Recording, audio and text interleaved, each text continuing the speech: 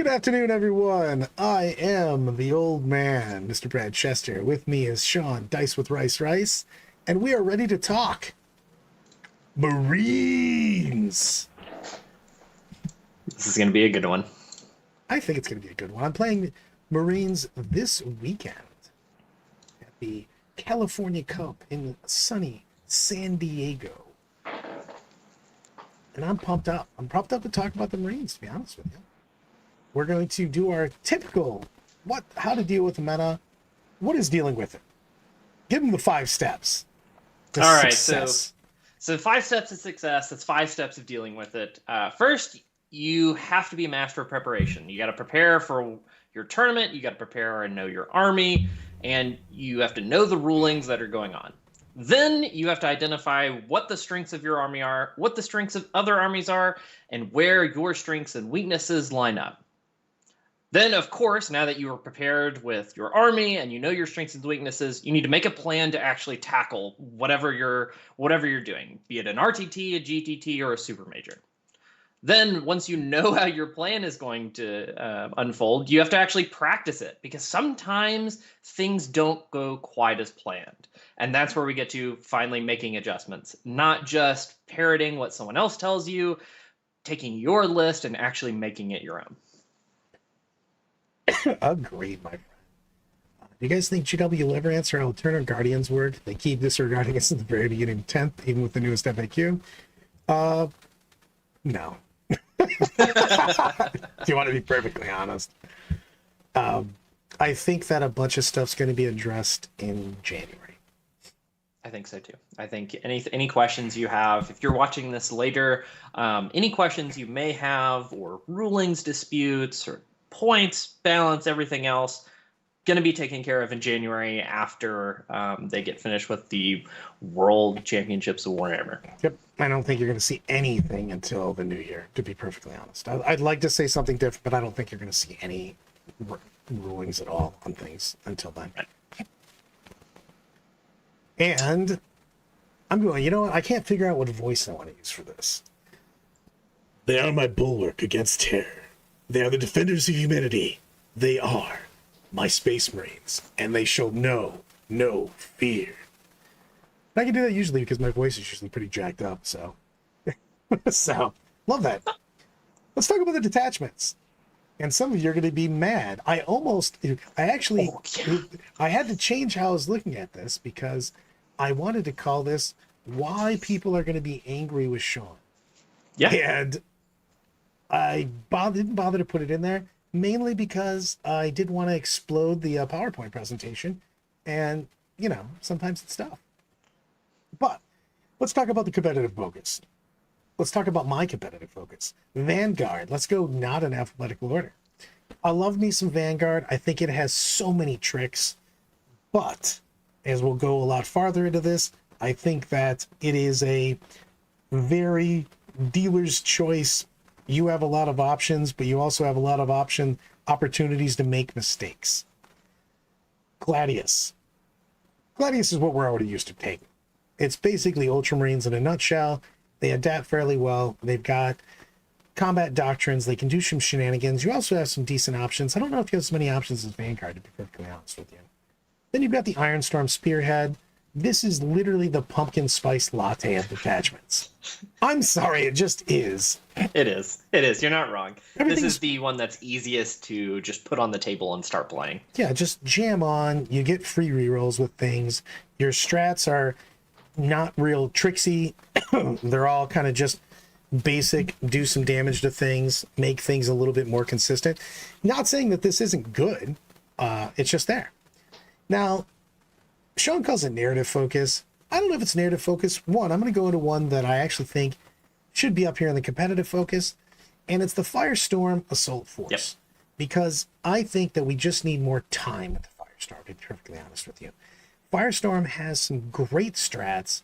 It's got some super awesome enhancements, and I think it's one that's just going to require more time on the table, just a little bit more, to be honest with you. And I've been working on this to see it work. The problem is that it requires some more fine tuning, to be perfectly honest with you. Go I ahead. kind of agree. I kind of agree with that. The main reason for everybody watching, if Firestorm is your jam, if you've been contacting me personally, you know I am excited about Firestorm. I think there's some real play to it.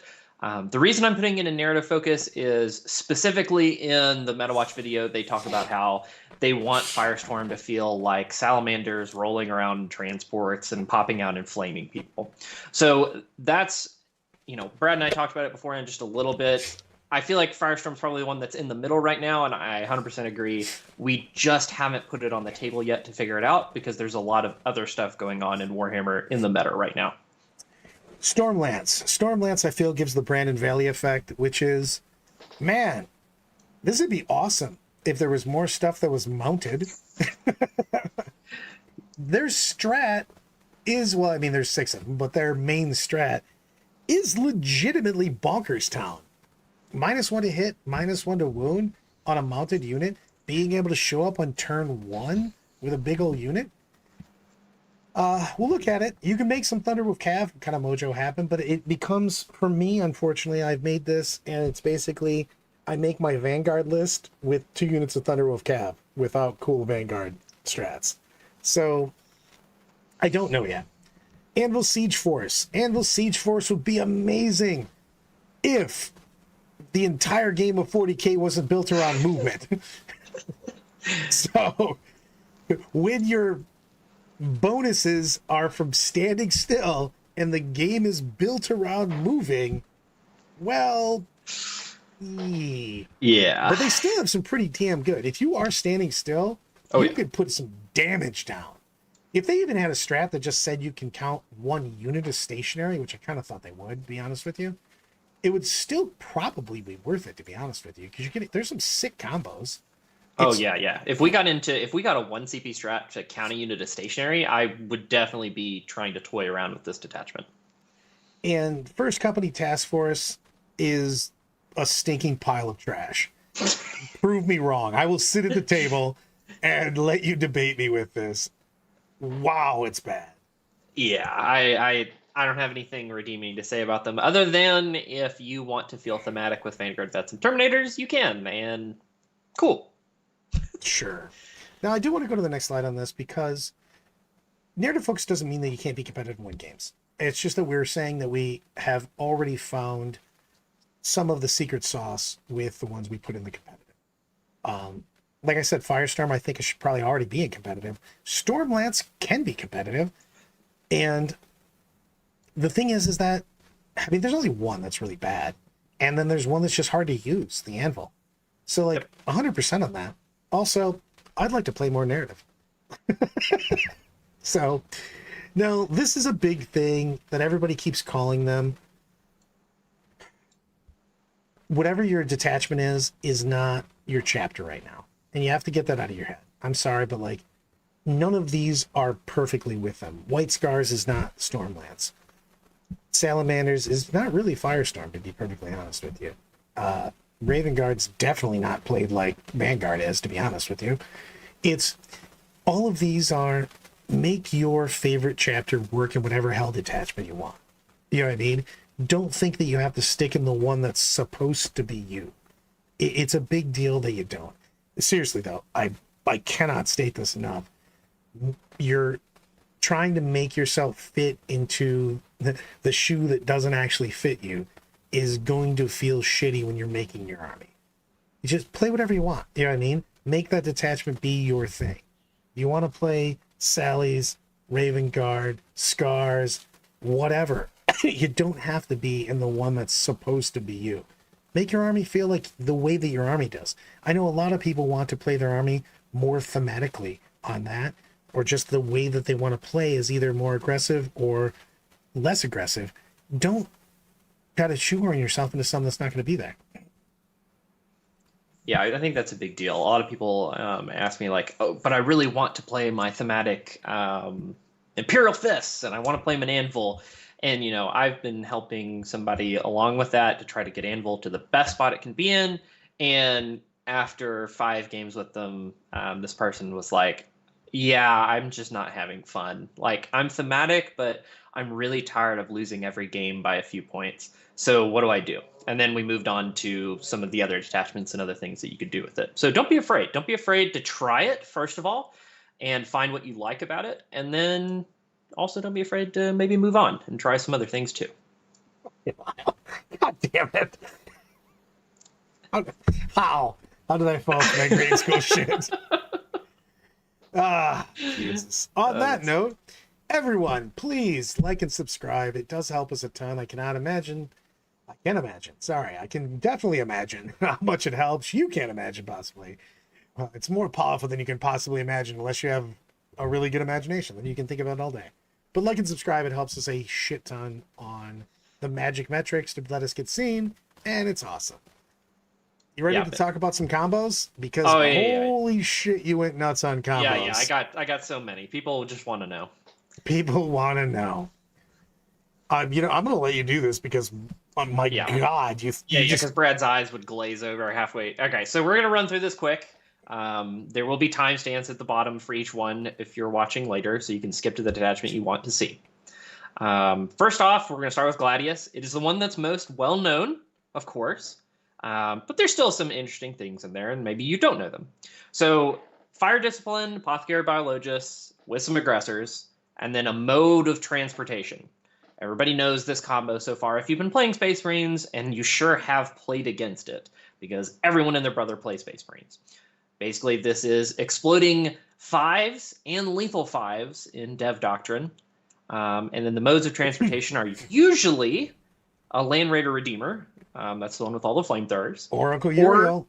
Uriel, this is something that I've been doing to just give that whole unit Deep Strike, and just Deep Strike it in. Then, if you're a Blood Angels player, you are very familiar with the combo of Lamarties and Death Company. Basically, this combo just combined with in Gladius to give it advance and charge, just lets it tear apart some unit in melee, and also happens to let them throw some pistol shots out if they don't need to go whole hog. The next one is Darnath Lysander with Rapid Ingress. A lot of people are taking Darnath in their Imperial Fist list because he's awesome. Literally nobody calls him Darnath. He's Lysander or nothing. Sorry. Thank you very much. Sure. Being technically right. It is Lysander. You take him in a group of Terminators and you go, cool, they get -1 to wound, whatever.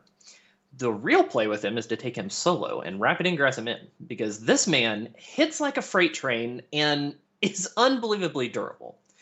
You can basically just have him go steal away a point. You can have him score some secondaries and walk around. Basically, he's just a big problem that your opponent has to worry about. Phobos Librarian and Infiltrators and/or Eliminators. This combo makes this unit unable to be shot. It basically turns the whole unit into a lone operative. Yeah, go into the thing of these two are wildly different things, though. They are. The Phobos Librarian plus the Infiltrators is a defensive. You can't deep strike within 12. You can't come in anyway within 12 inches of the Infiltrators, and then they can't be shot within 12 inches. So you can do a lot of screening out, take an objective. You can do some shenanigans in the middle, make your opponent come into a spot where you want. And then the Eliminators plus the Phobos Librarian is just wildly irritating for your opponent because they've got, I don't know, dev wounds if they don't move, +1 to hit if they don't move, and you can't shoot them. So they just stand with the Librarian in your face, or, well, not in your face, way back there, but standing, but standing where your face can see them, and they just shoot at you and go, do something about this. And you're like, cool, I can't. This combo used to be used when Oath still let us reroll wounds, to just have 3 units of these just start picking up Imperial Knights. And that is not a joke. You can still use it to do some serious damage and to really harass your opponent, but also being able to shoot then move and not be shot back afterwards by, unless somebody gets close, lets them score a lot of points while they're shooting you. 100%. There's a lot of, especially if you're looking at GW terrain, excuse me, where the neutral zone objective is in the open. You can just stand one of these lone operator / units on them, still score, and with the Eliminators, you can actually start doing some damage on it too. 100%. The next one is for Blood Angels again, the Librarian Dreadnought plus Aggressors. Basically, this is a one-time use of teleport them around, and I didn't want to put it with the standard package because the Librarian Dreadnought by himself also just lets you teleport other units into position. This is a very unique thing that you can do and why you shouldn't just be stuck in playing your own detachment. The Blood Angels detachment Sure, it can still teleport people around, but you can really get a firing base out of your Blood Angels army by including a Librarian Dreadnought and some aggressors that your opponent always has to be worrying about. Then we have Azrael and Hellblasters for Dark Angels. Everyone's mostly familiar with Azrael, mainly for that he somehow can't join Company Heroes for some reason. And then he gives Exploding Sixes to the unit. So now you have Hellblasters that shoot with Exploding Sixes, blow themselves up, and shoot again with Exploding Sixes. So just a very effective little package of guys. I'm going to throw something on the screen right now because it makes me mad, because why can't Shrike join suppressors? Yes, there is that too. And as Brad points out, we have Shrike and a Jump Pack Chaplain, it's a mouthful, plus Vanguard Vets. You can put Shrike with Vanguard Vets, and it basically gives them Lone Opera as well. But more importantly, the Jump Pack Chaplain actually lets your Vanguard Vets do damage. Their AP isn't high, but in Gladius, you can give them an extra AP, and the Jump Pack Chaplain gives them +1 to wound. Lyle coming with the $2 super chat saying, Blood Angels aggressors, you say? Mainly because he has 18 of them, and also he's literally got some sort of obsession with aggressors. I don't know what's going on there, but if you let him play aggressors, he will bring all of the aggressors. That sounds about right, Lyle. It's pretty good. Pretty good. Now, of course, there are other combos in Gladius, but these are the main ones that stick out to people as very effective. Obviously, I could go on all day, but we do not have all day. So we're going to move on to the Ironstorm. This one, the first line here is because if you've been playing Ironstorm, you know it's very cookie cutter. You take a Tech Marine, you take some enhancements, you pair it with your favorite vehicles. That is the cookie cutter element of it. I'm not going to go into it too much. Basically, there's an enhancement that lets you fall back and shoot. There's an enhancement for lethal hits. There's an enhancement to blank a failed save and make it damage 0. Okay, that out of the way, some of the interesting things you can do. Whirlwinds plus Mercy is weakness. What this does is Mercy's weakness lets you get exploding 5s against a target that has already been wounded. 2 Whirlwinds together won't take out a target, but 2 Whirlwinds that are getting +1 hit from a Tech Marine, and one of them gets exploding 5s. Okay, yeah, that's gonna really take down some tough targets. Then we have Talon Masters plus those same enhancements. Talon Masters have the ability to be Lone Op and to give other fly vehicles ignore cover. Why does that matter? Because what you can do is give the same enhancement to Talon Masters and then play a bunch of Dark Angel specific speeders and run around with stealth, cover, ignoring cover, +1 to wound, Lone Op. This is a certain Ironstorm combo that does work and is very effective. And if you are more of the speeder variety, maybe your mad speeders left, you can definitely start to try this combo out, because I think it's something that's underexplored right now. Then we have the durability combo of Gilliman in an Ultra Range Ironstorm plus Armor of Contempt, and your 2-up save Dreadnought of choice doesn't matter. Basically lets you use Armor of Contempt twice, and you can just make 2 Dreadnoughts really, really tough. There is another one I wanted to add here before Brad gives us his take on Ironstorm. You can just play Black Templars and get extra multi-meltas. I did not feel like that was a combo, more in that it was you're just taking Black Templars and you get multi-meltas. Yeah, because their Dreadnought or their vehicles are just better, because they went, hey, would you like to have this t-shirt launcher or a multi-melta? And you're like, can I take the multi-melta on the front? That seems better. I mean, I do enjoy shooting t-shirts at people, but also the multi-melta. 100%. You know what? I'm going to Vanguard. I'm screwing around here. Set devs deep striking in. +1 to hit, +1 AP. Seems legit. Phobos plus literally anybody is such a big deal. The ability for you to pick up a unit of infantry, any infantry, which means sent devs can go back into the air, or take 2 Phobos units and put them back in, is for 1 CP, seems legit. Also, +1 to hit, +1 AP. Again, when you're -1 to hit and always in cover, also legit. Super, super good. Inceptors popping in 3 inches away from things. It's just fantastic. You have lots of options for the blade-driven deep. I think what I called it yesterday was the Kung Fu Master stab you in the head. Same thing. But thing. infiltrating a unit in gives you so many options of what you're infiltrating in. It could be aggressors to shoot the place up. It could be Terminators. It could be just a small command squad. There's just a lot of options, and you don't have to be right up on top of your opponent, but you have the option to do it. So you could be really aggressive. You could just set them with a neutral zone objective. It's very, very big on this. So you have things like the Death Strike Terminator Captain plus the Deathwing Knights, which are just nuts when you're talking about people with lethal hits and getting a guy back every turn and counting his OC as 77. And you bring a giant squad. So many OC. Yeah, this is a, and there's even more Vanguard combos that we didn't include because Brad and I have really been delving into this detachment in particular.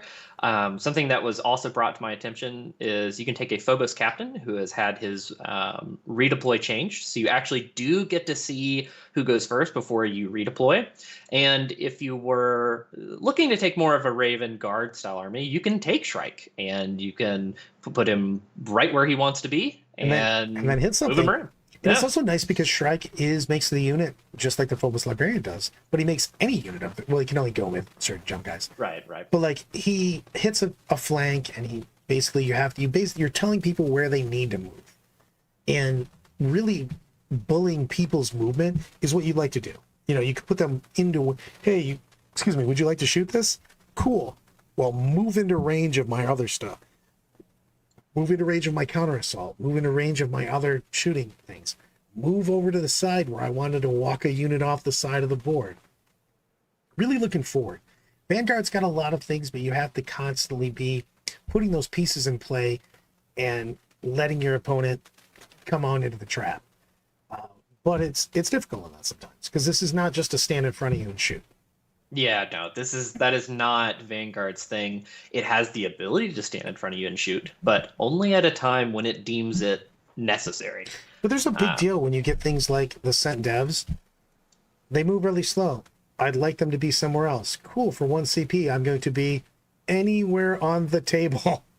And since I'm -1 to hit, I've got a 2-up save, and I'm going to be counted as cover, even if I'm standing in the wide open. It's a big deal. All of these are all of the good strats are 1 CP, which makes it very easy to let your plans go through. Let's talk about Flamestorm because they have this. Well, let's go back. Vanguard, a lot of cool strats that are easy to use and tactics that are not easy to use, but like you can see where they're going, and some of them are very, very easy to run through. Flamestorm has a lot of combinations of things that you want to do. That man. They scare me because you got to be up close and personal. Yeah, so, as we alluded to, their idea when making Flamestorm was, let's put a bunch of guys in transport and have them run out within 12 inches and flame people. Now, you have to be very careful when doing that. So here are some of the combos that are actually pretty solid, I think, in Salamanders, Flamestorm particularly. We got Adrex plus Blade Guard. Blade Guard, if you've played them, if you're a Space Marine player, you tried them and went, wow, these do no damage, because Strength 5 on a Power Sword is bad. Well, Adrex lets you reroll the wounds, and he's actually got a decent weapon to go along and get those rerolls. Then we have +1 wound strat. yeah, and you just have the ability to actually do some damage with your Blade Guard and be pretty durable for your points cost. We've got Vulcan and Infernus Marines and a Land Raider, plus Immolation Protocols. Not imitation protocols, but immolation protocols. What is this doing for you? This is a very interesting combo. Vulcan lets your army reroll with Torrent and Melta against a target he can see within 24 inches. Now, at first thought, you go, oh, okay, well, I'm just going to look at it. Not quite. 24 inches seems like a long way when you're planning, and then when you actually put it on the table, you're like, oh, I have to be like right up close to you. So that's another interesting part of Flamestorm. Immolation Protocols just lets you get dev wounds on flame weapons. Combine that with Vulcan's reroll to wound, you suddenly are now fishing for dev wounds. And that is the point where... It's uncapped, too. It's one of the only uncapped things in the game. Completely uncapped. That is the point where your 10 Infernus Marines or your Flamestorm aggressors, which you absolutely will take in this detachment, can just go nuts against somebody. Then you have Gladiators. Why are Gladiators on here? What Flamestorm does is it lets your army advance and shoot. Hold on. It doesn't. Don't tell them it misinformation, my friend. Yeah. Hold on. It turns all of your weapons into assault weapons. You're right. There is a caveat there. It does turn your weapons into assault weapons, which does have some niche applications. But Gladiators are generally just a good shooting platform, and combined with that detachment rule, their stocks go even further up. Gravis Captain and Biologist plus Forged in Battle. What this combo lets you do is Forged in Battle once per turn lets you change a hit or a save to a 6.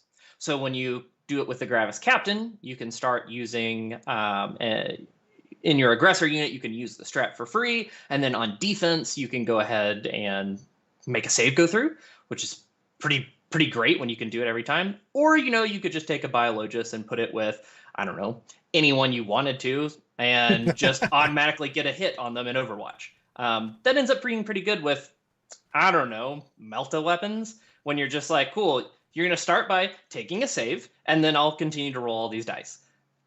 It's not like Eldar's doing it as well and slightly better, but, Salamanders in the Flamestorm, or just anybody in the Flamestorm can also do it pretty well. What's wrong with that? Right.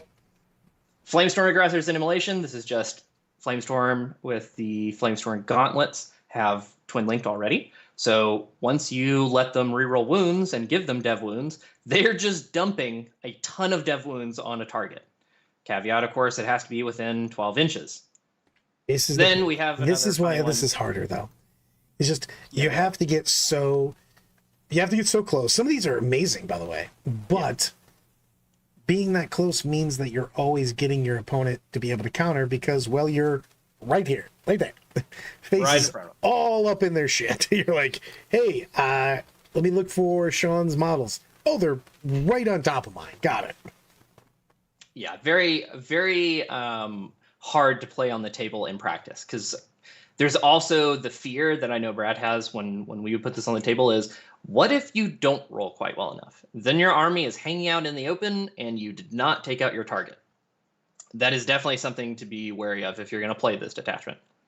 The final one that I wanted to mention is either Hellblasters or Eradicators plus a transport of your choice and Burning Vengeance. This is a unique strat that lets you, if your transport lives after it's been shot, your guys then immediately disembark and shoot back.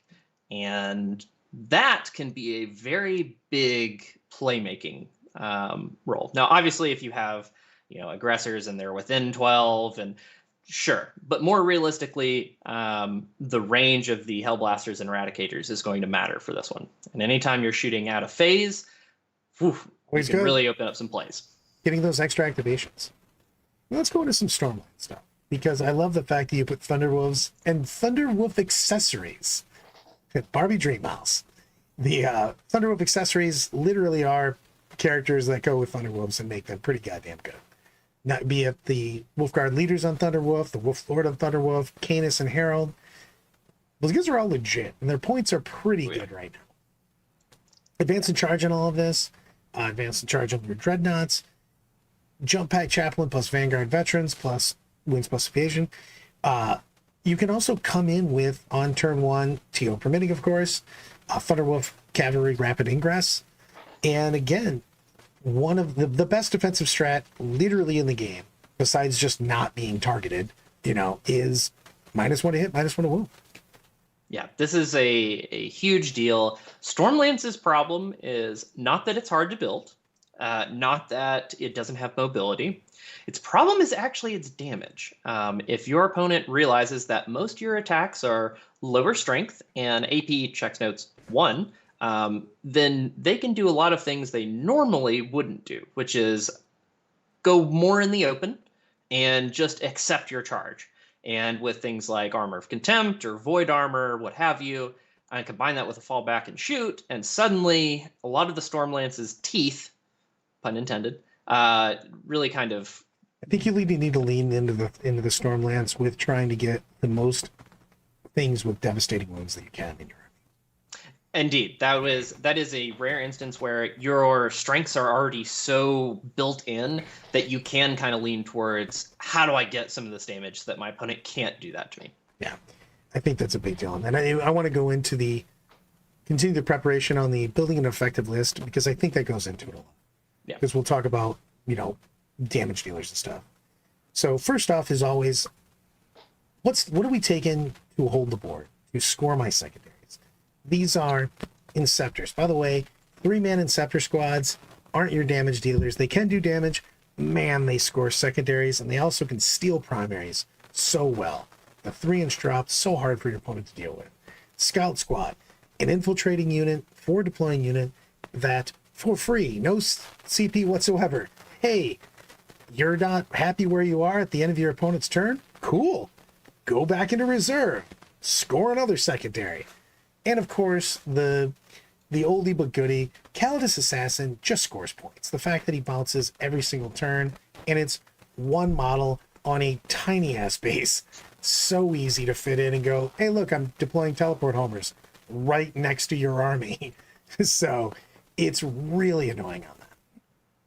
Now, go ahead. I was gonna say, yeah, I use one Scout Squad and the Gladius in pretty much all my Marine lists, and of course, one unit of Inceptors is auto include, and these 3 together will score me about half or more of all my secondary points in a given game, which is pretty crazy to think about. It's just so good on that. Now, your objective holders, things like Whirlwinds for your backboard edge, Lieutenant with Combi Bolter, which, again, no one knows why the Lieutenant with Combi Bolter got 47 keywords for picking up a certain weapon. Infiltrators, especially when you slap them with the Phobos Librarian, are fantastic.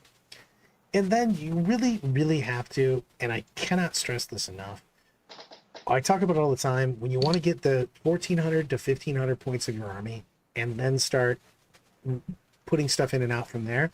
But to do that, you have to have an army identity. What am I trying to do with this army? Am I trying to just stat check people to put out raw damage? Am I an aggro army that's looking to put baby in the corner? Am I looking to just take the board? And for me, and the people can throw stuff at me, this is what Marines have always been to me. Is a board control type army. That's how I play them, and I like them a lot with this. Which is just these elements that can just keep scoring points, because you're not going to maximum efficiency right now, Marines versus some of the other things that are out there, cough, cough, Eldar, and you're going to have issues with those. So you need to make sure that you know who you are. Be the best you can be. Exactly, and that determines all of your decisions. It determines how you practice, and that's why preparation is step 1. You have to know where you are and where you're trying to go to even figure the rest out. Then I did want to touch on this because the first bullet point here is something that was potentially addressed in a latent breaking FAQ. We are not going to go over that FAQ specifically. All we're going to say is you should definitely ask your TOs some of these questions, such as, can my ignore modifier abilities ignore Armor of Contempt? That is huge when you're playing Marines. If your TO rules that, yes, Trajan and Mortarion can, that is a big knock to Marines, and you need to know that going in, because it changes the math wildly. Yep. Also, am I going to be playing multiple missions on Sweeping Engagement? Because, well, it's hard to hide. It's also 22 inches away for some reason. And it's really hard to actually get control of the board if your opponent can spread out and start shooting you as early as turn 1, no matter where you place your units. Yep, and especially on GW, because the objectives are in the open on Sweeping Engagement with all of their setups. Going into setups, terrain setups, is my event player placed? For instance, the event that I'm going to this weekend is player placed, and I chose more long distance shooting than I did for my other list that I've made, because of the fact that I know I'm going to have longer lanes, because I'm setting up the terrain. I will be able to shoot longer fields of that. And then you got to look into, can I rapid ingress on turn 1 using combinations of abilities? And you need to make sure that happens, because you don't want to have a lot of your army based on the fact that you're going to be able to put these key pieces in places on turn 1 and then find out that you can't. because that does take away a huge amount of your scoring ability. And or it just also makes it so when you're expecting to play a certain way and you can't, it does mess with the rest of your tournament for you. Yep. You need to know that if you're going to play Thunderwolf Cav specifically. So if you're a Stormlance lover, you've got to know this rule and get it ahead of time. And also if you're going to play against things like Burst of the Fray or Demons, you need to know if you need to deploy completely differently, because suddenly you might have Demons or a whole bunch of Paladins right in front of you on turn 1. I love this. Can we go over every Marine data sheet intricately one at a time? I'm not trying to put off leg day, I swear. Never put off leg day. So I'm going to go, as usual, I'm going to talk about the Marine strengths, and Bad Dad Sean Rice is going to talk about their weaknesses. So let's talk about their strengths. It has a high skill ceiling right now, I feel. It really gives you so many options. But when you have this many options, you also have so many chances to screw it up. So you have to make correct decisions all the time, and you can get paralysis due to analysis, looking at the board and figuring out exactly what I'm able to do. You have some crazily powerful, and I would say some of the most versatile stratagems in the game, especially the fact that you can move units around. You have some pretty crazy defensive and offensive stratagems, which again goes into the skill ceiling, because you have to manage your CP throughout the game of when is the best time, especially when you're playing something like, Firestorm, and I want to use 4 CP a turn.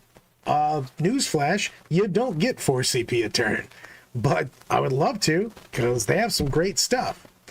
Your scoring ability is fantastic, and I found putting this on the board, Scouts, Inceptors, Calidus, Advance and Shoot, being able to redeploy things. I feel like I've got so many ability to score points with secondaries, but also there's a lot of lone operators and people that have lone operator / shrouding.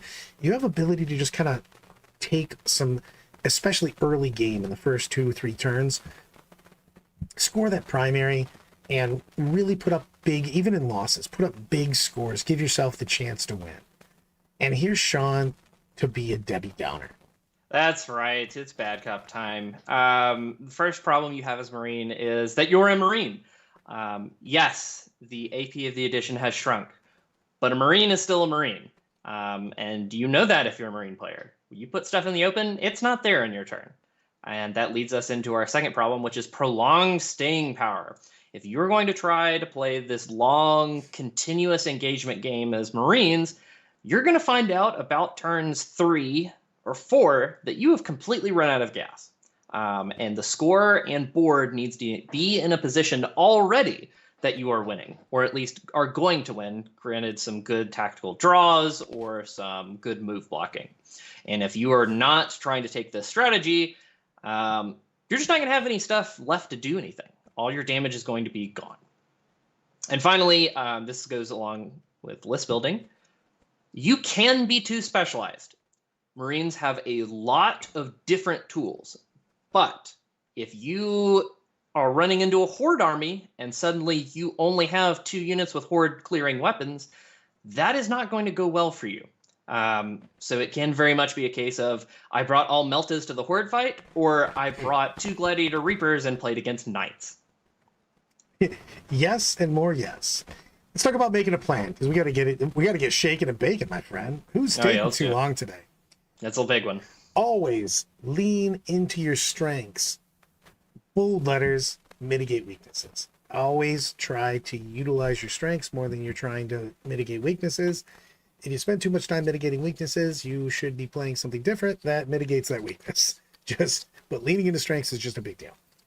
Let's talk about the fact that tactical secondaries. Marines can build a list that is able to literally score anything that you're drawn, except for turn 1 capture enemy outpost. Also, screw you, GW. That should be immediately shuffled in. Unless you're a Tom Ogden, exactly. You just right there on the line. Turn 1 on 9 inches away, you're already on the line. You didn't even care. That was your plan all along. Oh, yeah. He only has control enemy outpost as his 16 cards. 16 control enemy outposts. Let's talk about some key units that you're going to see all the time. And I'm going to bounce around pretty wildly on this one. Hit us. Inceptors, just amazing. They have a mix of offense and defense. They're the durable unit that can really go into things like, I don't know, plunging fire, because of the fact that you can get 3 inches away from somebody. Super big on that. Aggressors, fantastic for what they do. Shooting, plus they've got a power fist, so they have options. Again, nice durable body.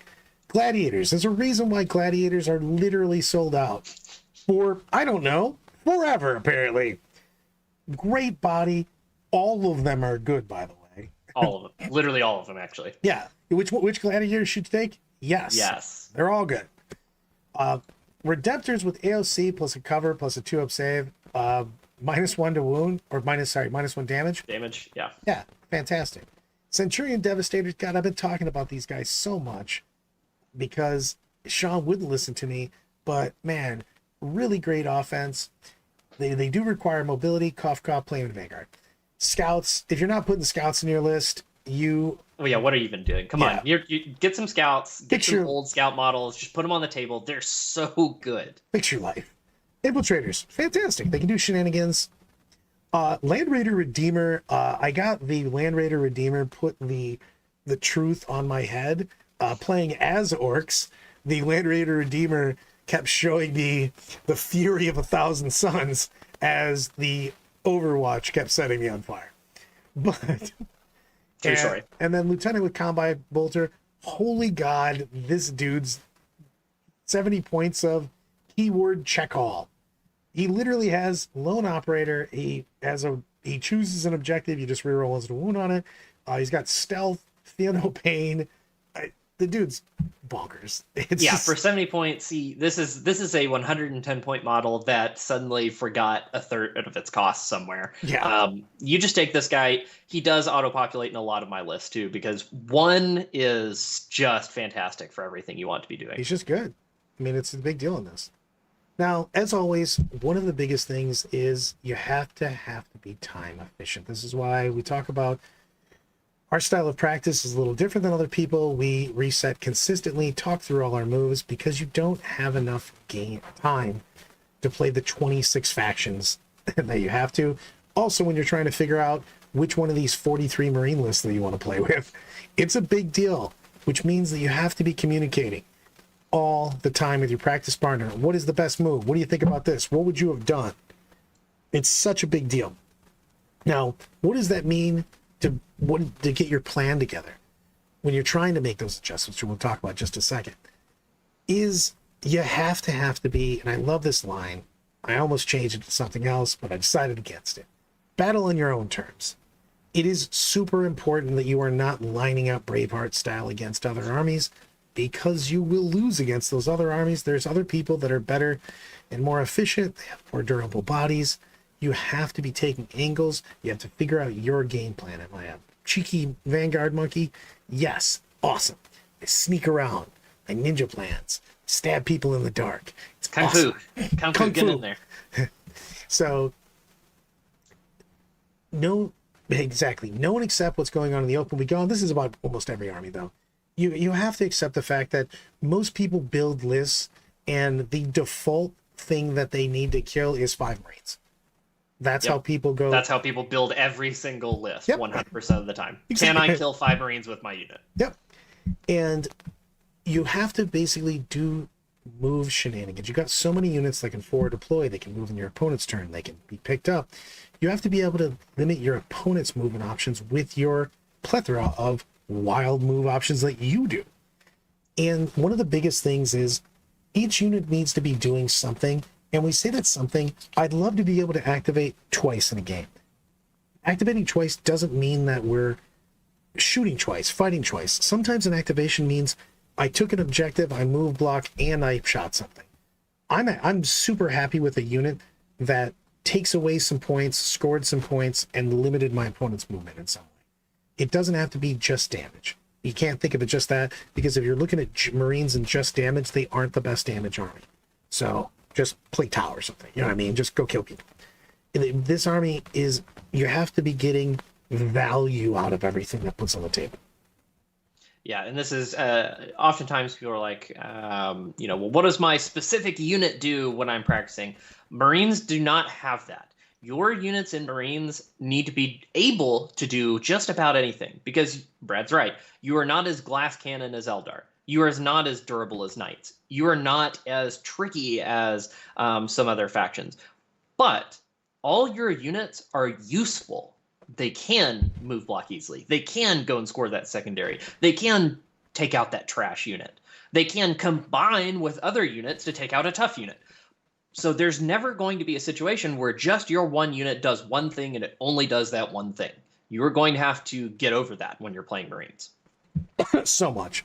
And again, as always, when you're practicing, talk about what isn't working. Talking about what isn't working is actually way better than talking about what is working, because you want to get those in the negative mojo out of your list. You want to start focusing on, okay, this isn't what is for me. Let's get into something.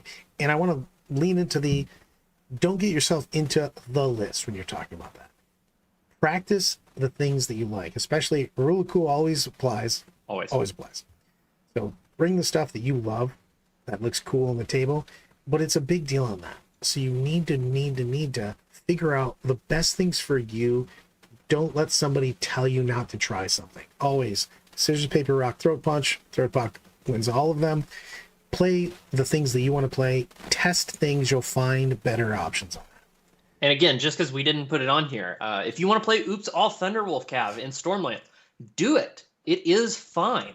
You totally can do that. If you want to play a bunch of flamers in Flamestorm because you like that, you can do it. And as long as you're keeping in mind the things we're talking about and you know what units are scoring, you know how you're dealing with certain situations, you know you're building these versatile armies that can do multiple things at a turn, you will find success with Marines. Now, let's talk about these strugglings. I love this. I love to go over these quite a bit. So, struggling as Marines. And I hear these like a lot. So, this is kind of the things you need to focus on when you say you're struggling with a specific thing. You're putting up a reasonable fight, but a run out of steam. Practice when and what needs to engage. And that's a big deal. Also, can I move block with one unit instead of two units? I see this a lot when you play things like World Eaters or other fast units. Sometimes all you need to do is redirect and then measure that out. Pre-measure. Because I would rather have one unit block and then another unit move block, trap. You can't throw away your resources all at the same time. It's a big deal on that. And then, of course, we have my units feel great against my oath, but then I struggle to kill anything afterwards. Yes, that is true. That is intentional. Remember what I said. Yes, your Marine units are supposed to do multiple things, and they combine with your rules and other units to take down tough targets. So what do you do about that? You bring units that are perfectly fine without oath. You are bringing gladiators. You're bringing aggressors who have shooting and melee. You are tackling problems with a multitude of units and not just saying, oath that one thing. Okay, I killed it. Now I'm going to put up a, meager resistance with everything else. If you do that for 5 turns, you're probably going to lose a game. They're going to be down 5 units and all your units are going to be gone. And it's a big deal when you're looking at this, because I want to go into the last point and also combine them together. I have a lot of options, but none of them feel quite right, strong enough to give me the win. Marines are not a starter army. They are because everybody plays them, but it requires a lot of skill with this. There's a lot of mojo with it that you need to consider every single time you're playing. Now, one of the things that I want to go back to the second is Marines now have a lot of things that get independent rerolls, be it rerolls to wound or a reroll or 2 to hit. And that's a big deal when you're choosing what to shoot. Yes, your oath target, you can reroll everything on that. But it's a big deal to go, hey, I get full rerolls to wound over here with my twin link. Can I put a strat on there? Can I reroll here? Can I get to hit on 2s instead of 3s? Make sure that you're focusing those units on the best things that they can shoot. That's actually a really big thing, and one I wanted to share since I took Marines to a tournament recently. A play I did often, because I built my list this way, was I would oath one target, I would put one unit into it, my opponent would pop their defensive strats, and then I would put my entire army into something else. And that is the kind of plays you need to be looking for when you're playing Marines, is your opponent knows you need to deal with this one terrifying unit. And really all I was dealing to deal with it was I'd already move blocked it. They just didn't know it yet. And then they set up for their defense and I just ignored it entirely. And that's the kind of thing that you need to be looking to do. You need to have multiple answers already in the chamber, already ready to go. And then that allows you to start making plays with Marines. And it's a big deal on this. Now, let's talk through the 5 steps what we need to do here. We're kind of wrapping everything up, and then we're going to tell you. We're going to look at some lists. Everybody's favorite So, part. preparation. You have to know your combos. You can't use your combos if you don't know them. So, always know your army inside and out, hopefully. Have cheat sheets. Have your cards out. Literally, sometimes just give yourself these are the things that I can do. Set them right next to your table. Have them on your hand. Look like a QB that just got put in. Like, literally look over, what are my options? Because you can't identify strengths and weaknesses if you don't know your strengths and weaknesses. You have to start focusing on what can I do? Because Marine's strength is, they have 7,000 options that you have to narrow down into one cohesive force. And we want to make it so that you have those options. What options are working? Again, that's why it's so important to start paring away what's not working more so than what is, to be honest with you. This is not my style. I did not really like how they felt on the table. Cool, get rid of them, put in something else with that battlefield role, and continue to revise your list from there. Because what you want to be doing is getting to that point where you're making a plan. Because when you do list construction and get it on the table, you should always have how am I doing this? How am I scoring points? It's not about just killing stuff. Now, killing stuff is one of the things that goes down the list of making the checklist when you're making an army, but it can't be the only thing. Also, scoring. I did want to interject there real quick, Brad. For people who don't know, when we talk about that moment where destroying enemy units versus scoring your points, that's because we know there is always a point in the game where 2 armies are going to have to meet. But depending on if you want those armies to meet quickly or meet slowly, will depend on how your army actually plays and what you want to be doing with your list. There will be a point in the game where you're going to have to fight your opponent in some way. So we're not saying just avoid that. We're saying do it smart. Correct. And do it on you. Sometimes we say slow the game down, which means that I just don't want every turn to be interaction. Not go to the bathroom and don't come back. So it's a big deal in this. Now, making a plan is making a plan to score and win the game. I can't stress this enough. I say it to everybody. I coach, you have your plan, and then either bottom of 2, top of 3, you have to basically take a step back from the game and reevaluate your plan so that you don't get just caught up in punching the guy standing next to you. You need to make sure that you're trying to win the game, not just roll dice and kill things in the game. And how do you figure those things out? Practice.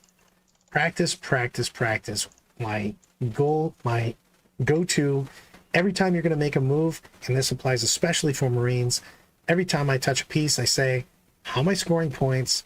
How am I denying points? How am I setting up for the next turn? And you need to do that with your Marines because they can't be doing nothing. Every Marine has to have a goal in life. My goal in life is to score me points and deny my opponent's scores. So, and then let's talk about making adjustments.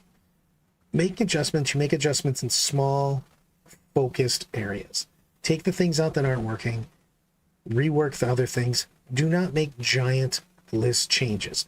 You have to, again, go into what Sean said. You have to know who you are. You have to have your identity. You have to know what you're trying to do with your list. If you want to make a completely different list, cool, but realize that you're starting over. You can't just be changing 1,000 points every time and then wondering why you're not getting to the secret sauce because you're changing too many variables. You're trying to solve for the entire alphabet as opposed to solving for X. So it's important that we constantly do it. I say it, Austin. Killing units slowly puts away great heights. Accurate. Yeah. All right, Brad, hit us with your thing. They've dealt with it. This is my newer one though. This is not what I'm taking this weekend. Okay. Because so what I'm taking this weekend's a little bit different because I know that I was going to look at long distance shooting. So I took some Lancers in the place of this, but then I said, well, I'm not going to be playing on player place terrain most of the time. I live in the East. Well, I don't live on the East Coast, but I live in the Eastern time zone at least. How about that? So here's the combinations. Vanguard, going into some Dark Angels. Ancient Terminator armor with the Deathwing command squad. Love these guys. Literally gives me OC 18 on with the guys that can get a guy back every turn. Phobos Librarian. He's now jumping inside. Oh, is that Infiltrators? No, I want to go with Eliminator shenanigans because I wanted to be able to post up and start shooting some people. They're both really good. They've both been in and out of my list. The Lieutenant with Combi-Weapon. This guy's so bonkers. We already talked about him. Love it with his 47 keywords for 70 points. 2 3-man unit of Centurion Devastators with Lascannons and missiles. You literally shooting downtown with all the option to give them +1 to hit, +1 AP, and also the fact that they can just be put back into reserve, come out, shoot somebody again. 2 Gladiator Reapers. Now that's different than my Lancers right now because I think that if I'm playing on GW terrain and other set pieces of terrain, we get into like closer firefights. And devastating moves is a hell of a drug. Twin linked again, big deal to get them. I've got 12 total Inceptors, 3, 3, and 6. I'm probably going to go 3 bolter, 3 bolter, 6 plasma, which is I'm taking this weekend. But you can go either way, to be honest with you. I'm hemmed and hawed about that myself. And then 2 5-man units of scouts. This just gives me so much stuff. I forgot about the 2 3-man units of Eradicators. How dare you? But one of the biggest things in this list is I have tons of twin-linked weapons, tons of move blocking, and tons of ability to move in my opponent's turn. Reposition on the board for very cheap. For nothing, for scouts, 1 CP with the strat from Vanguard. And you can really make things happen. Now, is this the most devastating army ever? No, but it literally has options to deal with everything. That's a very good point. Again, this is something put in practice and something that Brad has in his own list he's taking to a major tournament. You are not trying to just one-shot your opponent. You are trying to play a very long, well-thought-out game using everything at your disposal to get that win. You know, I'm going to go with this on the side. OnePlus says, on average, how many dew point guys have you recommend having? As you try to go, who is doing it turn 1, 2, 3, 4, 5, when I've been playing this, but I feel like I don't have a lot of offense that way. It is a big thing because you have to run down the checklist. And I always do this. Do I have enough damage? If somebody just puts their army in front of mine, can I do something about it? Do I have enough scoring? And that's what yours is. And then I have to run down. And what I do a lot is I look at fixed and I look at, if I pull 2 cards a turn, who's scoring these, and then they probably die afterwards. So what I'm trying to do is give myself opportunities such as Deathwing Command Squad. I'm not looking to charge those guys in turn 1. I'm looking to sit on the neutral zone objective behind a wall and just take an objective the whole game long. Also, I might just keep performing secondaries with them. The Eliminators / Infiltrators with the Phobos Librarian. I want them to be doing extend battle lines, cleanse, things like that, because I can get multiple activations out of them. So you're going to have to look at that divide versus my throwaway units, my move block type units that are going to get murdered and might do area denial, teleport homer in the middle, whatever, behind enemy lines and things of that nature. So you have to have a little bit of a half and half of things that could possibly do more and things that are going to get thrown into the wood chipper when they finish doing their thing. Brad's making a lot of really good points, and we actually talked a lot about this when we were making his list for the tournament he's going to. Is you need to have just enough damage to keep your opponent away, but enough scoring units that you can absolutely score anything that you draw. Something that I found when I was playing Marines recently was I played 8 rounds. 5 of my opponents were like, wow, you were really scoring every card you draw. And I was like, yeah, that's exactly what Marines do. Yep. I have all these units that just do everything. And there were so many times my opponents were just very confused why I was going in this place or making this play, only for it to come together when I drew investigate signals behind enemy lines. And they watched it and they just go, okay, I get it. because now you get 10 points of secondaries in a turn. And, oh, looks like now you can stand there in your corner for the rest of the game, and I lose by 15. Yep. And that happened at least 5 times when I played. And another one of these, again, I'm looking into, can I get rerolls? One, Lieutenant's giving me reroll ones somewhere. Centurion Devs, reroll Twin Link Lascannons. Eradicators, just yes, reroll everything. Hits wounds. It also, don't shoot regular guys. Shoot a monster vehicle. Gladiator Reaper, Twin Link. Inceptor guns, Twin Link. I try to lean into those things that give me maximum efficiency. When I hit something, I want to reroll as much as humanly possible to give me that perfect curve. Oh, and I'm sorry, OnePlus. I didn't answer exactly. I would take, if I was going to just start a list, I don't know what detachment you're taking. I just want to be able to score my points. I'm going to take 1 unit of Inceptors. I'm going to take 1 Scout Squad, and I'm going to take a Calidus Assassin. And then I'm going to start with at least 1 unit of Infiltrators. And that's if I don't know the detachment, I don't know what you're playing against, I don't know your terrain format, nothing. I'm going to start there and then adjust. Look at some lists that were out in the tournament zone. Matt's Hellstorm Major list. We've got the Biologists with Fire Splint, Libyan Phobos armor, jumping inside some bros. We've got Calgar going with a big old unit of aggressors. Well, also with the Biologists going in. So Uriel making somebody deep strike. We've got a Ballistus Dreadnought and triple Redemptor, which is, man, just one of those things that go, hey, I've got a 2-up, I've got Armor Contempt, and weirdly enough, the butt of my gun seems to be just behind this terrain, giving me a cover save. So, and of course, Inceptors, Eradicators. You've got some shenanigans in this list. You've got the ability to put some people up. You've got an untargetable unit of Infiltrators. You've got a unit of Incursors giving +1 to hit on something after they shoot at it. I don't know if they've ever actually done a wound to anybody, but they are +1 to hit for everybody else. Exactly, and that's kind of what it's there for. I think this is a very interesting take on how you could play Ultramarines Gladius without Triple Whirlwind. Redemptors just give you a really weird skew of, hey, actually, I am durable enough to make it through the game. And if they really need to take something out, you can have some Incursors pop out and take some bolter shots, and suddenly 1 bolt around plinks off them, and your army's like, oh, we heard the metallic ping. We know to shoot better against that target. It's a very interesting list here by Matt. I think it's probably a place you could go very easily with Ultramarines if you want to just, peanut butter and jelly, easy to play, same thing you've been doing for the whole time that 10th's been out.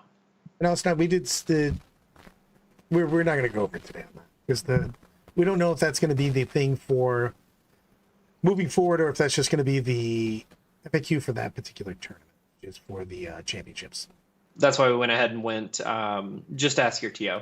Your TO is going to make their decisions independent of anything anyway. So it's always a good practice just to ask your TO before you play in an event. And this is why probably Black Templars are the best way to take armor, to be honest with you right now.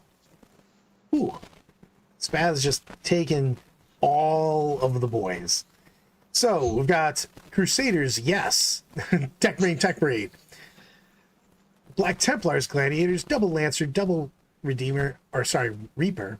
Ballistas, because it's hard not to take one because it's so cheap right now. I don't even like them. It's just for 140 points and a 2-up save. You're like, get in here. I love you. Invictor, Redemptor, Scout Squad, Storm Speeder to get those shenanigans on it. A Calidus and an Evisor looking to score those points. But the thing is he's got a lot of just stuff, to be honest with you, which is really nice. Yeah, I do like this list a lot. Just having that many 5-man Marine bodies, people go, oh, well, I can take care of Marine bodies. And it's like, okay, yeah, but they're everywhere. Also, while they're everywhere, there's also these tanks, and you have to deal with them. So I like that this can play threat overload. It can play a trading game. It can actually, stat check people fairly well. And that's one of the things you got to be used to playing Marines. You have to use everything at your disposal, and man, does this list do that. This has so much stuff. I love it because it's got durable things, but it's got a bunch of trash units running around. and the trash units all have things that they can hit you with. You know, grav pistol, power fist, Lascannon, and a melta gun. It's not. I don't really want to be shot by a Lascannon and a melta gun. Especially when it gets to reroll a hit or a wound or a damage. Yes, exactly. It's just these can really just add up. The damage can just chip, and he's got so many things. I like the fact that there's not wasted damage or wasted units anymore. So that there's a lot of smaller units, a lot of individual things. He just has a lot of things to score. I love this list quite a bit. As far as an Ironstorm list, it's just he basically went, I want to get as many activations of my detachment bonus as humanly possible. That's fantastic. Let's talk 21 units. 21 units in a Marine list is crazy. Yeah, that's fine. All right, move us on. Let's talk about going, with some wolves. Sometimes you got to take Bjorn the Fell-Handed and all of the boys, the named characters that come in. I love that. I love this list so much. He literally went with Canis, Logan, Ragnar, Chaplain with Jump Pack, Wolfguard Battle Leader with a Thunderwolf, Hunter's Instincts, Wolf Lord on a Thunderwolf. He's got 5 Assault Intercessors with Jump Packs, which join the Chaplain with the Jump Pack, 6 Blade Guards that go with Ragnar, 6 Plasma Inceptors, double Predator Destructor, 2 units of Thunderwolf Cav, a Whirlwind, and a Woofin Dreadnought. You basically slam a bunch of characters inside the Thunderwolves, and you get it going on. Oh yeah, this list is absolutely looking to take people unprepared and just say, "Here's my wolves, man," and also these good Marine units. Yeah, he's got a mojo on it. So I mean, this thing looks wildly fun to play. I'm saying This is a Brad and I list. We're like, is this the best thing you can take? No. Is this the most fun thing you can take that'll still beat people to death? Yes. Okay, yeah. We're taking that. Also, you literally took Canis, Logan, Ragnar. It's everybody. It's if I went to the GW store when I first started and was like, give me all the awesome characters for my army. And you get to play them, and it's good. It's so much stuff. This is a very fun list. Now, let's take a look at the Salamanda's Firestorm. Because it is actually Salamanders, because he brought Adrax and Vulcan. You know, the only two. Well, I guess it's not the only two, because they still have the Dreadnought. But I'll say the only two. He's got the Biologist, Captain in Gravis Armor, Lieutenant with Combi-Weapon, because why not? 6 Flamestorm Aggressors, 6 Blade Guard for Adrax to hang out in, 6 Eradicators, because Melta's a hell of a thing when Vulcan stares at somebody with his monocle, 2 3-man Inceptor squads, 10 Infernus Marines, because that 2 CP strat that says we're gonna get some mortals and there's nothing you can do about it. He's got double Land Raider in here, man. Oh yeah. I don't know why he doesn't have double Redeemer. I actually think that might have been he just didn't own 2 Redeemers, to be perfectly honest with you. I think if you look at everything, I think it's actually really easy to see this one. He wanted to take a double Redeemer, but then realized the points wouldn't work out, so he went with an extra Plasma Inceptor squad instead. Because Plasma doesn't get anything extra; it's just great by itself, a 3-man. Obviously for scoring secondaries and for putting out just a little bit of damage. But if I was going to take this list, I would take those Plasma Inceptors, make him a Calidus, and bump that Land Raider up to a Land Raider Redeemer.